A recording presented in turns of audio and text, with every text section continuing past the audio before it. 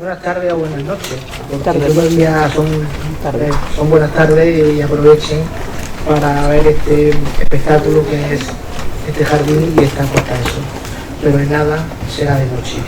Bienvenido a la Fundación Agua Granada, a este sencillo pero entrañable acto de presentación del libro de nuestro querido amigo Juan Enrique Gómez de Merche Calle, y con el prólogo de don José Tito. Como digo, será un acto sencillo, pero vamos a pasar seguramente de forma muy amena. Ya han explicado el sistema del QR para ir viendo las fotografías. No quiero pasarles más porque los protagonistas de la tarde son los que están aquí sentados. Y le paso la palabra a Juan Enrique, que presente a don José Tito y empiece con lo que es la presentación del libro. Bueno, pues hola a todos, buenas tardes, bienvenidos al Carmen del Aljibe del Rey, un sitio realmente ideal para estar a la hora del crepúsculo. Ya se nos ha ido el sol, con lo cual no nos va de pleno. Y contamos con la participación, para mí, de absoluto lujo, de una de las personas más, uno de los investigadores y estudiosos más representativos, no solo de España, sino incluso de Europa, de lo que es la restauración de jardines históricos y la investigación de lo que es la flora ornamental, los jardines y demás, que es el profesor José Tito Rojo, al cual conocemos desde que en Leche estaba en la Facultad de Ciencias hace ya, no decimos cuántos años. Y yo iba también mucho por allí porque estaba más en Ciencias que en Derecho, que era donde realmente debería de haber estado, ¿no? Pero en fin, las cosas de la juventud. Bien, a Pepe le pedimos que nos hiciera el prólogo del libro, inmediatamente lo aceptó, y bueno, para mí ha escrito un prólogo que no voy a decir que no nos lo merezcamos, pero casi, es bastante... Bastante el libro, sin duda. Sin duda alguna. Así que bueno, yo le dejo la palabra a Pepe Tito y ya luego hablaremos nosotros. Bueno, buenas tardes. Ante todo, estamos en ese tipo de actos felices que es presentar un libro. Es una cosa que siempre produce emoción al que lo escribe, a los amigos y a las personas interesadas. Como suele ser habitual, decir unas palabras de los autores. Aunque viendo las caras de los amigos que están aquí casi parece superfluo, yo creo que muchísimos de los aquí presentes los conocen. Él es periodista, se presenta así, pero se ha dedicado, desde que yo lo conozco, allá en el Pleistoceno, al tema de... Casi había dinosaurio. Casi. Sí, sin foto, nos la perdimos la foto del dinosaurio. Pero interesado sobre todo en temas de naturaleza, incluyendo paisajes, incluyendo vegetación, incluyendo fauna, pero de manera muy especial al tema de flora, con un esfuerzo benemérito, porque desde que eso no se estiraba, abrió una página web que era útil de referencia incluso para los especialistas. O sea, muchas veces nos hacíamos una pregunta, ¿y aquello qué era o dónde? Y pinchamos en la página web de Juan Enrique y Merche y teníamos la confianza de que era una referencia segura. En Internet pasa como en la biblioteca. Hay libros horribles y libros maravillosos. En Internet hay páginas horribles y páginas maravillosas. Exactamente igual. Muchas veces se dice, Internet no es fiable. Yo invitaría a que vinieran a mi biblioteca, que tengo una buena cantidad de libros no fiables, como para llenar un camión, ¿no? Es decir, que Internet es como una biblioteca. Pero las referencias que podíamos ver en sus páginas eran seguras y actualizadas. Una de las cosas que más sorprende es su auténtica manía de estar al día. poner el nombre botánico, el nombre científico más actualmente correcto, es decir, que es una especial manía que la gente que es del gremio agradece, y luego referencias interesantes, porque en muchísimas ocasiones cuando ojeamos cosas de flora, cosas de plantas, nos encontramos textos banales.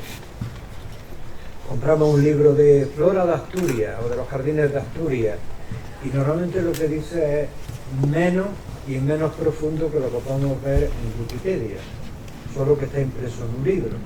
Y son referencias de qué familia es, cuántos pétalos tiene, tal, cosas que son interesantes, pero se pueden localizar en cualquier sitio. Y eso nos lleva a que el apartado, que es el importante de flora de este libro, esa parte, que hasta cierto punto es inevitable, es la mínima.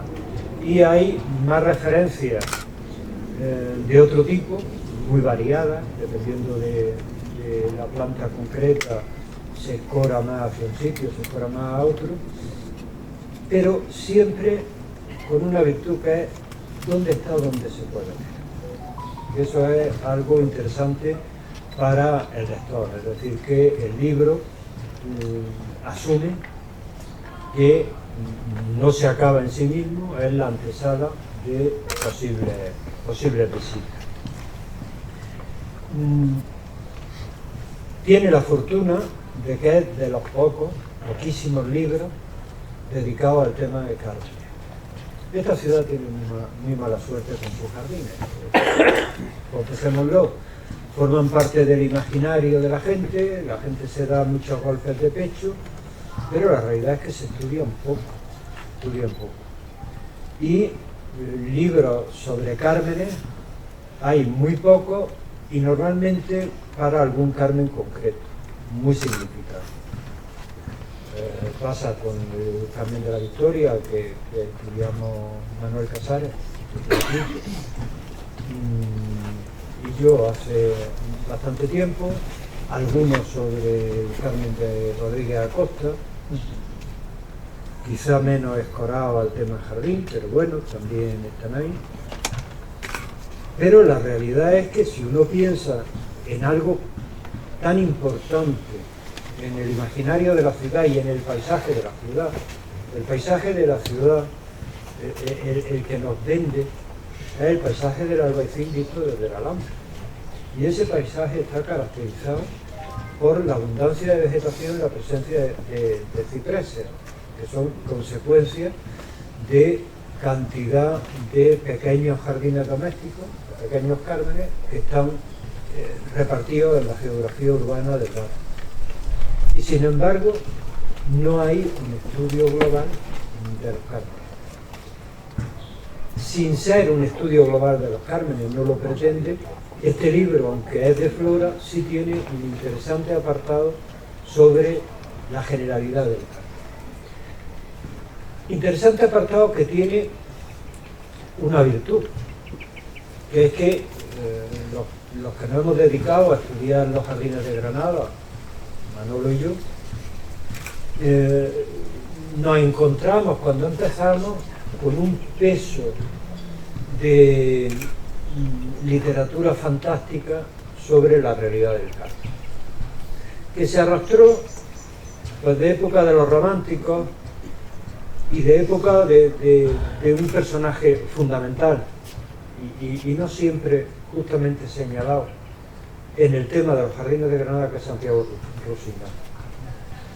Santiago Rusiñol se va a hacer de él el año que viene una gran exposición en la Alhambra. Espero que no meter la pata diciendo que eso va a ocurrir, yo creo que no.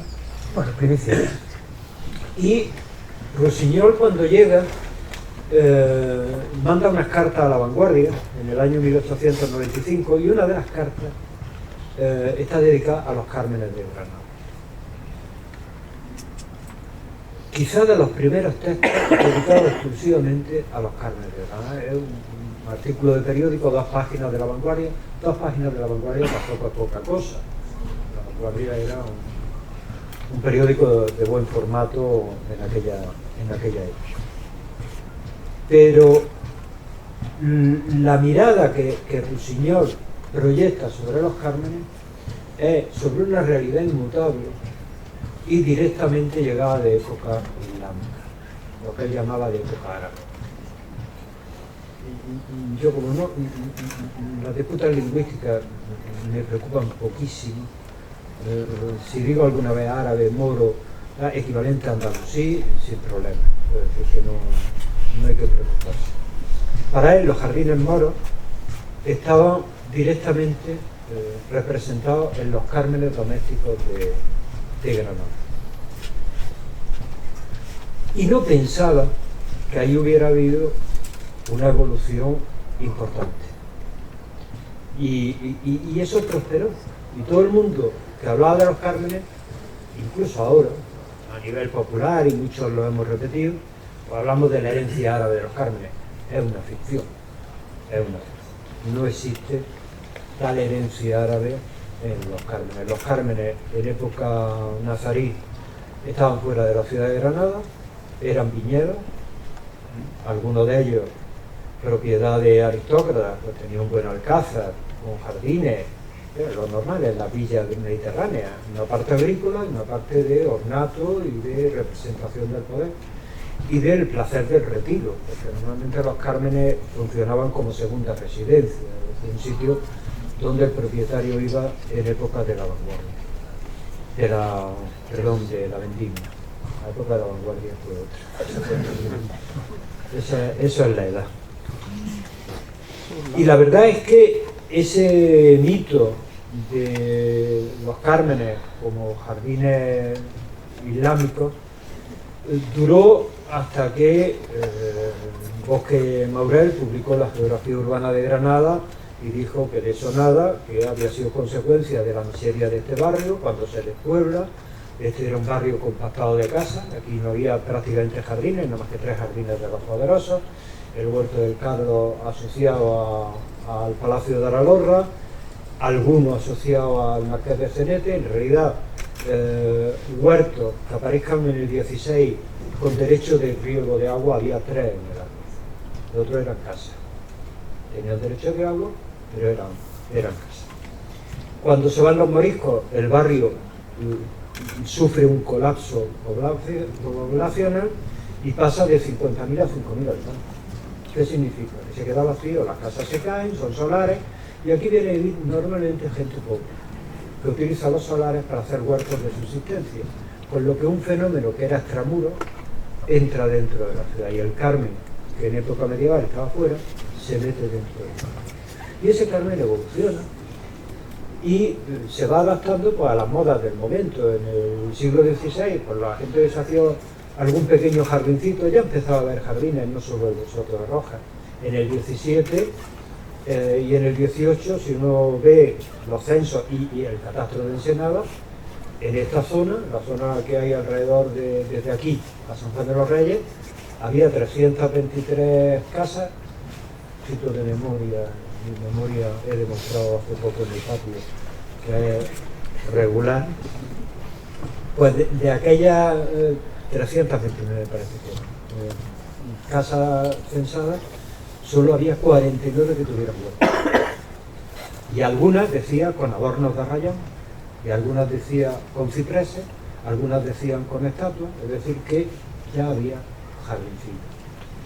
Y si nosotros miramos la parte primera del libro, eso está recogido perfectamente. O sea, es un libro, digamos, de mirada moderna. Un libro que acepta la fantasía, da pudor, pero recuerden una frase mía donde digo que el Carmen no es herencia islámica, pero sí lo es. Es decir, que la fantasía tiene componentes de verdad, y más cuando se reinventa y cuando en el romanticismo y después, sobre todo, en el regionalismo, se magnifica y se hacen puentes como los de la Alhambra y se hacen los del Tenerife, etc. Eso está perfectamente recogido. Es un libro que no renuncia a la poética, que no renuncia al elemento de magia que tienen los jardines, es claro, por fortuna, pero lo hace sin falsear la realidad, porque la realidad permite la fantasía. La fantasía no debe sustituir a la realidad, sino que debe jugar con ella. Y el libro lo hace perfectamente. Entonces, es recomendable y tiene otra virtud, la primera parte. Y no me voy a extender porque los protagonistas son ellos. No, yo encantado. Tiene otra virtud, que es que yo he estado consultándolo esta semana, refrescando, porque ya lo había leído antes, y de pronto pensé, ¿qué libro hay con esa intención totalizadora de los cármenes como este? En realidad hay uno en el que los cármenes son un fragmento, que es el de Prieto Moreno, en su segunda edición de a colores, que es la que todos conocemos, y en la primera edición del año 52, que era en blanco y negro. En la primera edición del año 1952 de Jardines de Granada de Francisco Prieto Moreno, en portada tenía un subtítulo que ponía La Alhambra, el Generalife y los Cármenes. Es decir, que para Prieto, heredando sin duda la mirada de Rusiñol, el paradigma del jardín granadino era el cármen. Y deja páginas. Nosotros hemos criticado mucho que Prieto decía poco, no era un historiador del jardín, era un arquitecto culto y que le gustaba echar literatura y añadir filosofía casera a las cosas. Pero ya con la edad me he reconciliado con Prieto y lo leo con más gusto. O sea, tenía un tal amor por los jardines que impregnaba todo el libro y justifica su fama, justifica la fama del libro. Y allí tiene una selección de cármenes. Si comparamos la selección de cármenes de Prieto con la selección de cármenes que han hecho Juan Enrique Merche, es muy ilustrativa. En aquellos cármenes que saca Prieto, en el año 52, no había ningún carmen privado, no lo había. Miento, había uno, que era el Generalife. Porque el Generalife, de alguna manera, es un carmen de época nazarena, aunque nunca se le llamó carmen hasta el 16. Y uno ve a Enrique de Jorquera, de Bermúdez de Pedraza, en varios sitios lo denominan carmen. Es decir que de alguna manera es equivalente a los cármenes. Pero quitando el Generalife, todos los demás que saca Prieto Moreno en su libro son privados. Normalmente de amigos suyos, de gente del mundo de la cultura de la ciudad, y cármenes en los que de alguna manera, en algunos de ellos, intervino. Curiosamente, no saca los mártires, que era privado en la época. Los mártires pasan a propiedad del Estado a final de la década de los 50. En el 52 era todavía de los herederos del duque del Infantado, de la hija, Sor Cristina. No saca los mártires. ¿Por qué?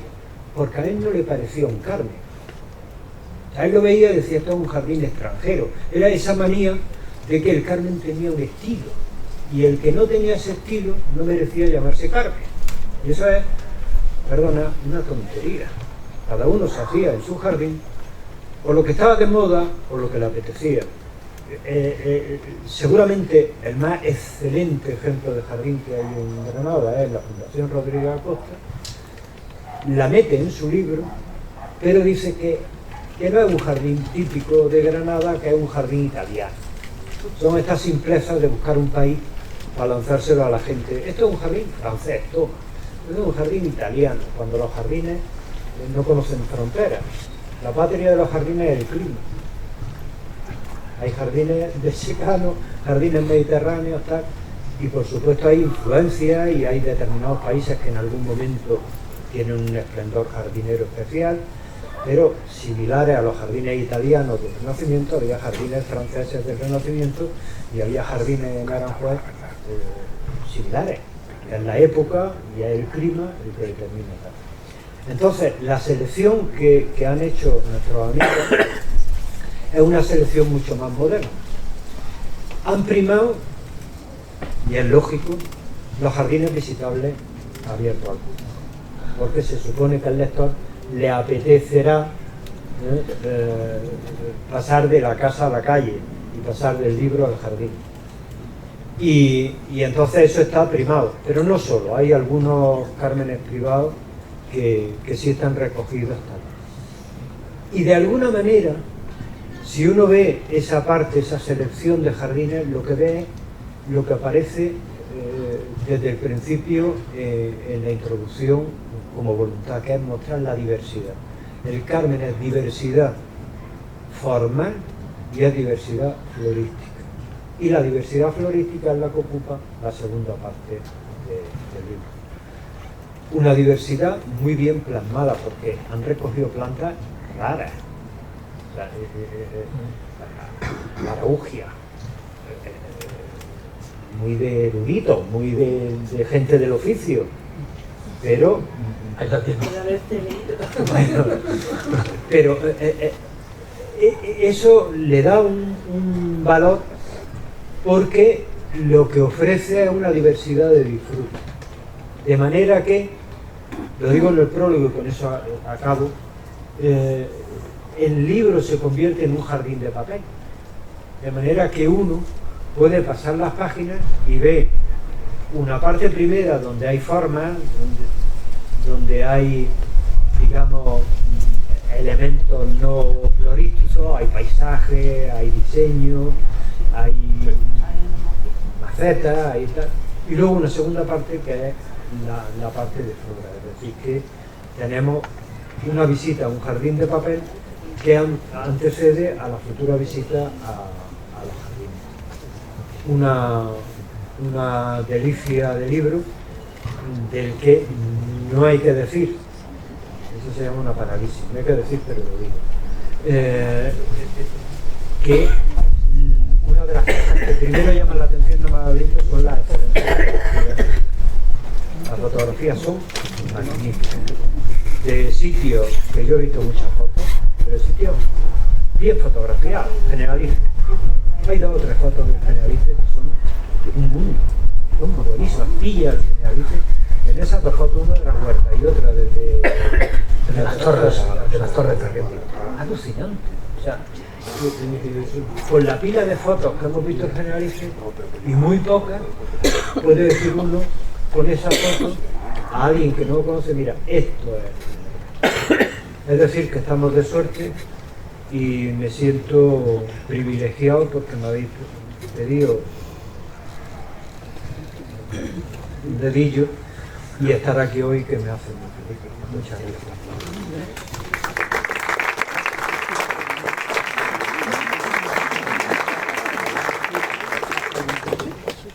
Realmente, después de lo que nos acaba de contar nuestro amigo Pepetito,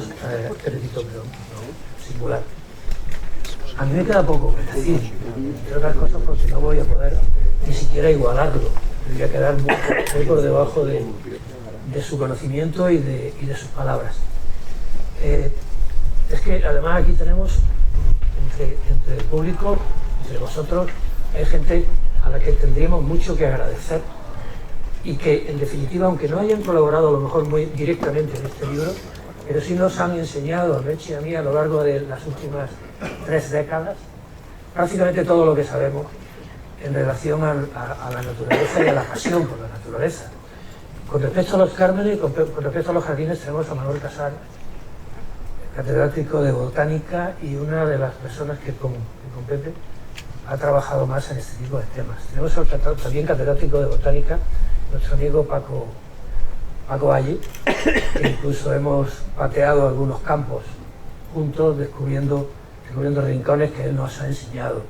Está por ahí Ignacio Henares, que fue conservador del Parque Nacional de Sierra Nevada, con el que hemos recorrido más de una alta cumbre y que nos desveló gran parte de lo que es la biodiversidad nevadense y de la importancia que tiene el hecho de que tengamos una sierra como la nuestra, en la que la mayoría, una gran cantidad de especies endémicas que son únicas en el mundo. Tenemos a mi director del periódico Ideal, Eduardo Peralta, que desde que nos empeñamos en dejar un poco lo que eran los temas de información política, de información, digamos, del día a día, y pasar a otro tipo de reportajes, fue él quien nos dijo: dedicaros al medio ambiente y a la naturaleza. Y durante una serie de años nos permitió hacer casi lo que queríamos. Es decir, dio resultado, gracias a Dios, pero tenemos que agradecérselo, y agradecer a la Fundación Agua Granada el hecho de permitirme estar aquí muy a menudo, permitirnos estar a los dos. Y de ahí pues contaría cómo se gestó. No te olvides de Catucha. Nuestra amiga Catucha, que es nuestra amiga Catucha, del Generalife, a pie de obra, y que disfrutamos como enanos. Vimos la pasión de las personas que trabajan en la restauración y mantenimiento de los bosques y jardines de la Alhambra. Lo vimos gracias a ella y se nos quedó esa pasión incrustada, ¿no? Parte de esas enseñanzas están aquí en ese libro, en la parte que dedicamos al Carmen original, aunque nosotros llamamos al Generalife como el Carmen original. Ya hablamos de las huertas y en parte de la labor que ella había estado haciendo. Con respecto a la Fundación, contarles que el verano pasado, no este verano, sino el anterior, el Chillo se nos ocurrió hacer una especie de folletito que fuera educativo para los chavales que vienen a visitar este Carmen y a visitar el aljibe, y poderles enseñar lo que son las especies que hay en este jardín, que sirviera de guía didáctica para ellos. El folletillo lo convertimos en un pequeño libro.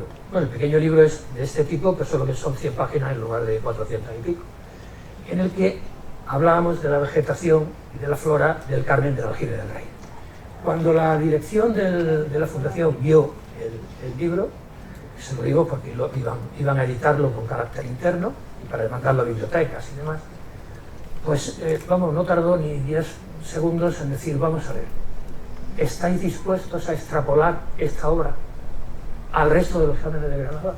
¿Seríais capaces de convertir este pequeño libro del Aljibe del Rey en el libro, voy a decir fundamental, no es fundamental, sino en el libro que se pueda convertir en el libro básico para conocer la flora de los Cármenes y la importancia que tiene lo que encierra tras sus muros?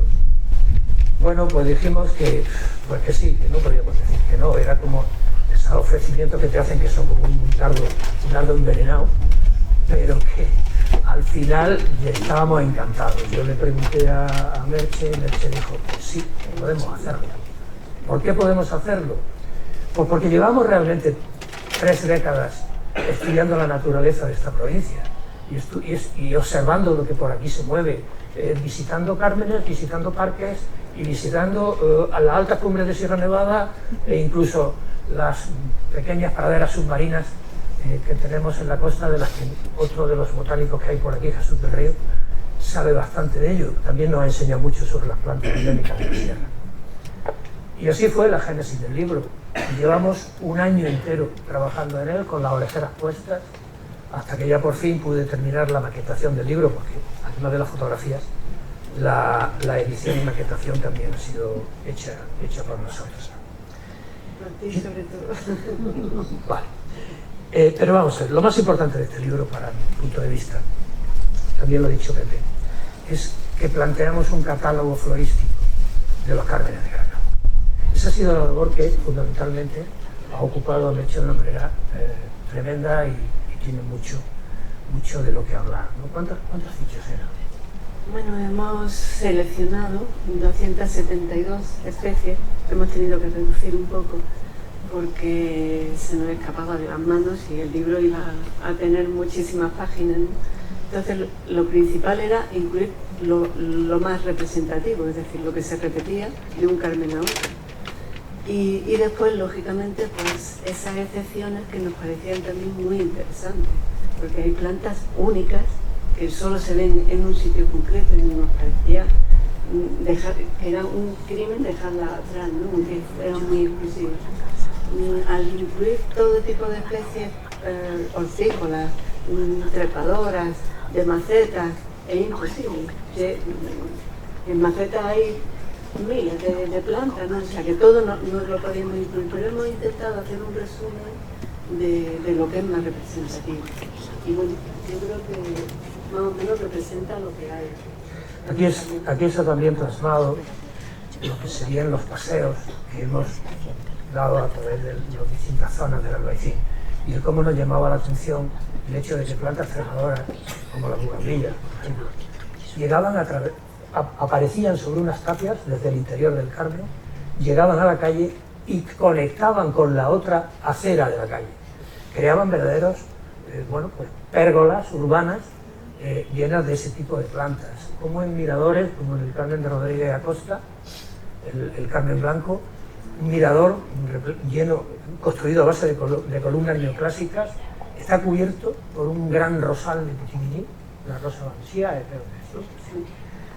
que cuando es la época, que creo que es en abril o así, aparecen multitud de pequeños racimillos de rositas blancas pequeñas.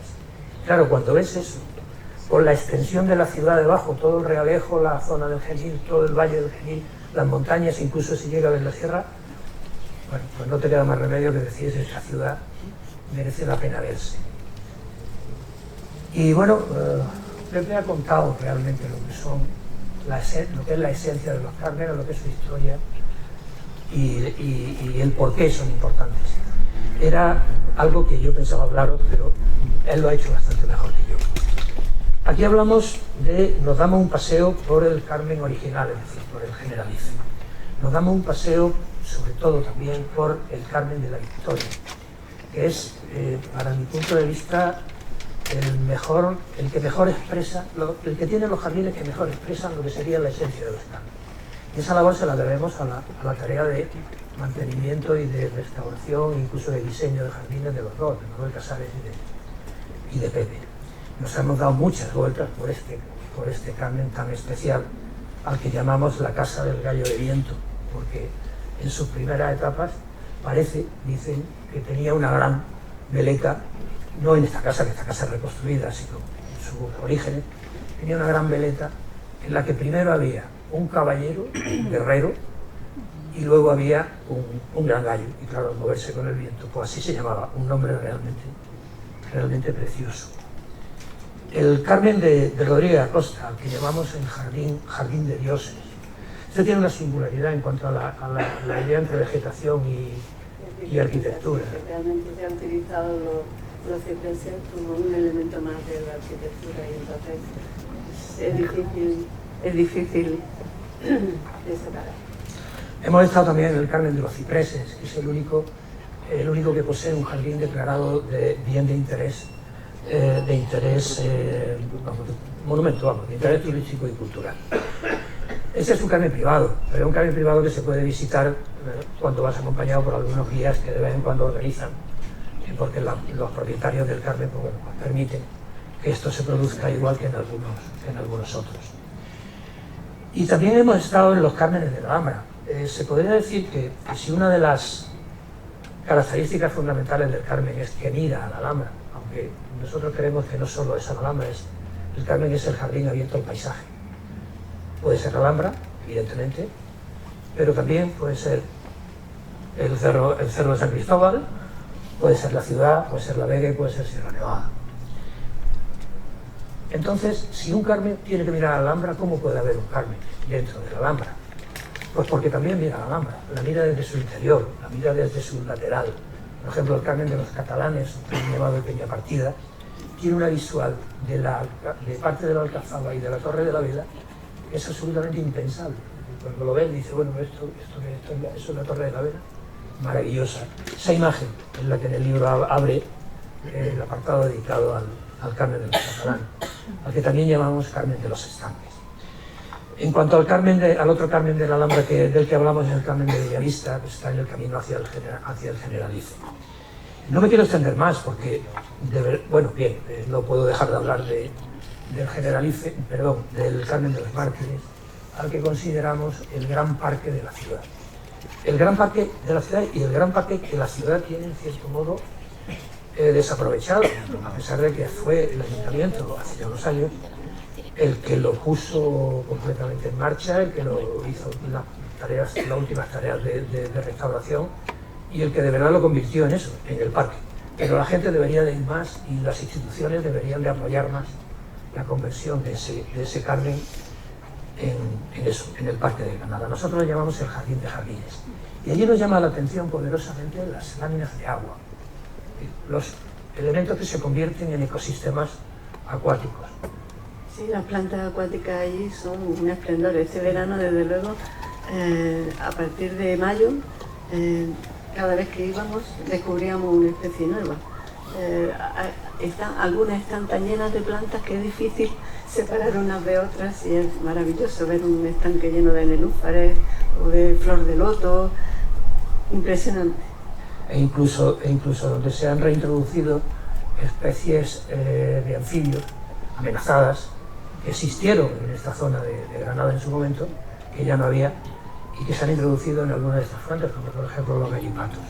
En el Carmen de Peñapartida o de los catalanes en Alhambra se introdujo en uno de los estanques una especie de sapo, que es el sapo partero bético, que es endémico de la Bética, de Andalucía, y que bueno, también estaba en peligro de extinción. Es una labor que se hace en el mismo Carmen y que consideramos realmente encomiable. No me quiero extender más porque la verdad es que la hora ya va pasando, llevo más tiempo del que pensaba. Pero yo quería hablar de este Carmen en concreto, para terminar. Y ahora sí, me voy a poner de pie porque este jardín para mí es tremendamente especial, ¿no? No es quizás el que mejor muestre la esencia de los cármenes, pero aquí sí se pueden encontrar cosas, plantas y elementos que se encuentran en la mayoría de los cármenes de la ciudad. Por ejemplo, para entrar, habéis tenido que entrar por una puerta que realmente no es muy grande, como ocurre en casi todos los cármenes. En este caso, es una puerta que viene de los restos del Palacio del Almirante, Palacete del Almirante. Pero había entrado en un zaguán. Generalmente en los cármenes se entra en un zaguán, en una zona que es un poco más oscura, que da paso a un patio. En ese patio suele haber pilastras. Sí, en este caso hay una echefera arborícola y la aspidistra. Y es lo único apoyo que tiene el pilar, que le da un toque. Entonces, suelen ser muy sobrios porque es el lugar que irradia hacia el resto de las habitaciones. Pero siempre, o casi siempre, se abren al jardín, a la zona, normalmente a la zona principal del jardín.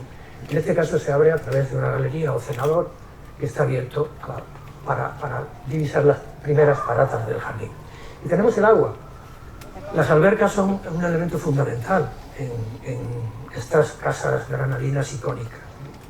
¿Por qué? Porque es lo que va a dar el regadío necesario a los jardines e incluso va a dar agua también para las necesidades de la casa. Suelen estar en la parata más alta para que el agua vaya corriendo y llegue a las terrazas más bajas, que es donde se solían ubicar las plantas o las especies más de huerto, por aquello de que tenían un uso más doméstico. Y en medio, pues bueno, hay cuadros de flor, hay zonas de pequeños parterres, por ejemplo, los parterres de aromáticas, como es este que hay aquí detrás, pues son bastante comunes, ¿no? A la gente le gusta disponer de tomillos, de lavandas, de romero en concreto. Por ejemplo, ahora mismo, justo detrás de nuestro amigo Pepe Romero, que está haciendo fotos, hay una planta grande, que es una hierba luisa, que si la tocáis a alguien, veréis que da un olor maravilloso y encima sirve para espantar los mosquitos y además sirve para hacer infusiones tranquilizantes y demás. Es una maravilla. Es decir, el uso, una de las cuestiones importantes es el uso diario de lo que existe en el jardín. Eso se hacía antiguamente porque no tenía más remedio, pero hoy en día también se hace por ese amor por la gastronomía o por las cosas naturales y ese tipo de cosas. Es raro el sitio donde no te encuentras plantas aromáticas e incluso pequeños cultivos de tomates, ¿no? para el uso propio del dueño, de los propietarios moradores del jardín. Luego hay paseos, tenemos dos estanques. Un estanque le da el agua al otro en este estanque grande. Yo diría que lo levantara y lo viéramos, pero es que, claro, soy mucho, entonces no podríamos moverlo. Tiene un ralillo de papiro, de plantas de papiro en el centro, está lleno de pequeños carpines, de carpas y otros peces pequeñitos que son muy... En realidad son muy de espacios naturales y muy de zonas húmedas de naturaleza silvestre, que son gambusias, son pequeños pececitos, son muy chiquitos, y hay un grupito que están ahí siempre para arriba y para abajo. En la otra alberca pues hay carpas más grandes y hay un pez japonés que se llama koi. Luego veis que hay macetones, copas, es decir, copas de flor, que en concreto esa copa de flor, al igual que alguna otra, vienen del Carmen de los Mártires. Fueron recuperadas de allí o cogidas de los almacenes que allí se ubicaron antes de que se restaurara todo, al igual que algunos de los elementos, pues, por ejemplo, esos trozos de columnados, estas bases de columnado, algún capitel y demás. Eso es en un ejercicio que se ha hecho en Granada en algunas ocasiones. De eso que tiene alguna opinión bastante contundente, en el que se quería recuperar para tu propio Carmen, para tu propio diseño, elementos que se habían sido destruidos o se habían abandonado en casas porque ya no existían, o se habían tirado, o se iban a tirar para construir otra, y recuperar esos elementos y colocarlos en otros sitios. Para algunos eso es un pastiche, para otros pues simplemente la recuperación y el mantenimiento de esos elementos. Y eso me lleva a hablaros de este paseo. Como veréis, es absolutamente lineal y su visión termina en la iglesia de San Cristóbal. Y vosotros diréis, ¿qué son estas piedras? Pues supongo que muchos sabréis que durante el siglo XVII Granada tenía el mayor y más importante Vía Crucis, se decía Vía Crucis de toda la cristiandad. Era un Vía Crucis que partía desde la ciudad y llegaba hasta la abadía del Sacromonte. Era una cruz detrás de otra. Cada una de esas cruces habían sido colocadas por los gremios que había en la ciudad, es decir, el gremio de alfareros o el gremio de zapateros. Bien, pues estos trozos de piedra son peanas de esas cruces que fueron destruidas o desmontadas durante la época de dominación francesa y se utilizaron para pilares y partes de la construcción del Puente Verde. Algunas de ellas luego se quitaron, se guardaron en almacenes municipales, y cuando este edificio se restaura, se reconstruye y se crea este jardín, estamos hablando del año 2005, se traen aquí y primero para conservarlas y segundo para rememorar ese elemento histórico o ese Vía Crucis que puso a Granada en el candelero en una época determinada. Tenemos olivos. Ese árbol ya estaba aquí antes de que se construyera el jardín. Tenemos cipreses, que como hemos dicho antes son la clave de la imagen de los cármenes. Los caqui también estaban aquí. El caqui también estaba aquí, según dice Merche. Tenemos membrillos, es decir, hay frutales. Hay algún seto de boj en aquel lado y en este.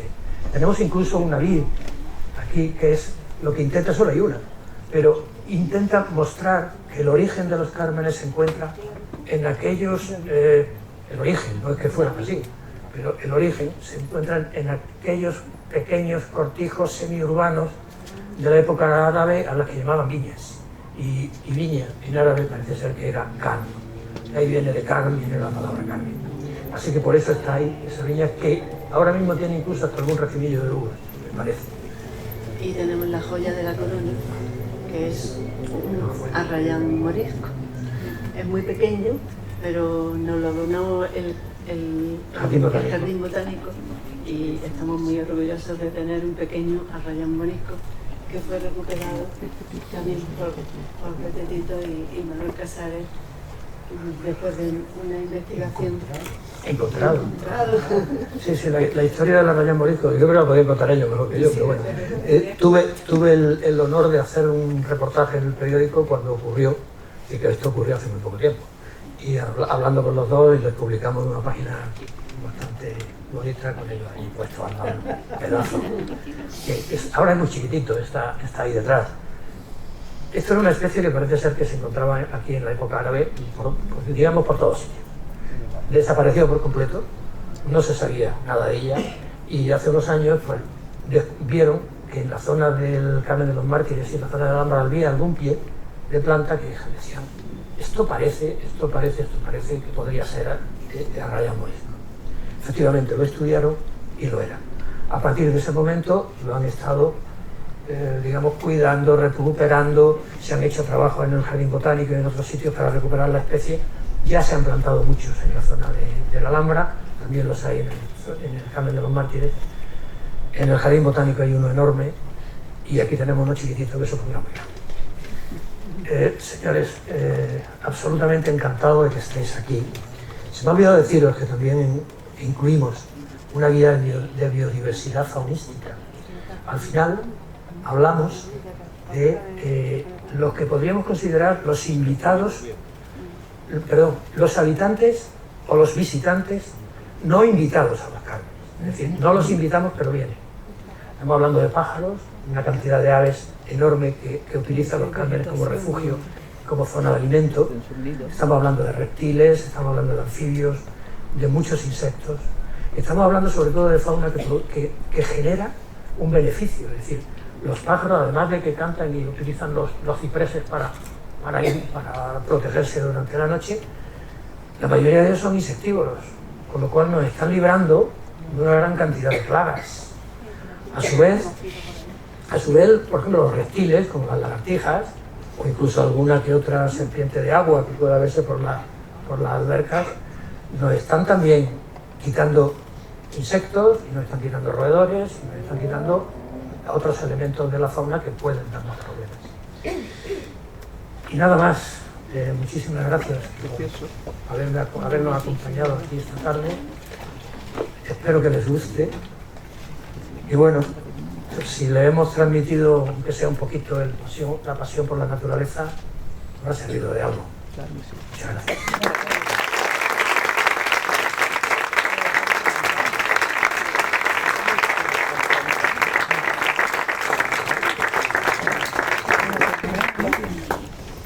Bueno, pues si queréis echar un vistazo al jardín podéis echarlo, el libro lo tenéis.